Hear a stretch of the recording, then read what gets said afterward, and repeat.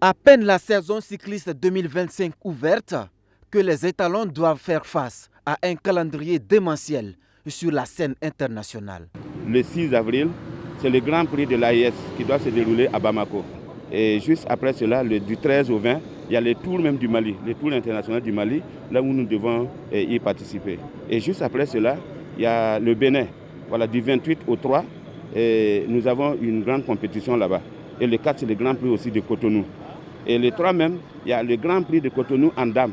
Donc nous sommes sur une batterie de compétition. Pour se donner au maximum les moyens de réussir, l'encadrement a décidé de ratisser large dans le choix des hommes, selon le directeur technique national Martin Savadogo. Tout à fait, c'est une dizaine de coureurs, c'est la présélection, mais vous savez que le Grand Prix de l'AIS va prendre presque les 10 coureurs, voilà, au niveau du Mali. Et maintenant, au niveau du Tour, il y aura 6 coureurs étalons qui vont y prendre part. Et le Bénin aussi, il y aura 6 coureurs qui vont y prendre part. Donc c'est pour dire que, en tout cas, au niveau les 10 coureurs, jusque-là, en tout cas, nous donnent satisfaction. Après nos diagnostics de 2024, nous voulons des résultats. C'est les maillots qu'on part chercher, c'est des victoires qu'on part chercher. Donc aujourd'hui, nos méthodes d'entraînement, nos objectifs, c'est réellement les performances, les meilleures performances sportives. Mais pour remporter des maillots, il va falloir proposer autre chose que ce qu'on voit régulièrement sur le boulevard Thomas Sankara.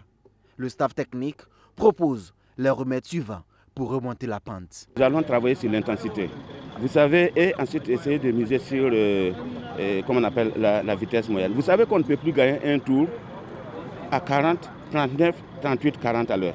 Il faut aller au-delà. Et le plan de préparation, nous avons réellement élaboré des méthodes d'entraînement, d'endurance foncière, d'endurance, la vitesse. Et aujourd'hui, il faut savoir répondre. Si le terrain plat du Burkina est souvent cité comme le principal handicap pour nos cyclistes, Wahab Bouda y voit plutôt un atout. Aujourd'hui, on a vraiment un atout, vu notre géographie, puisque nous roulons sur un terrain plat. Donc, ça fait qu'aujourd'hui, nous avons travaillé de sorte à avoir des sprinteurs. Donc, il y a des compétitions qui se déroulent sur des terrains plats. Lors de ces compétitions, ça va beaucoup nous favoriser. Les étalons répètent quotidiennement leur gamme sur le boulevard du contournement sous la direction de l'entraîneur national Jérémy Ouedraogo et son staff. Autrefois locomotive de la petite reine en Afrique subsaharienne, le Burkina a perdu au fil des ans son leadership au point d'être contesté par des pays comme le Mali, la Côte d'Ivoire et le Bénin.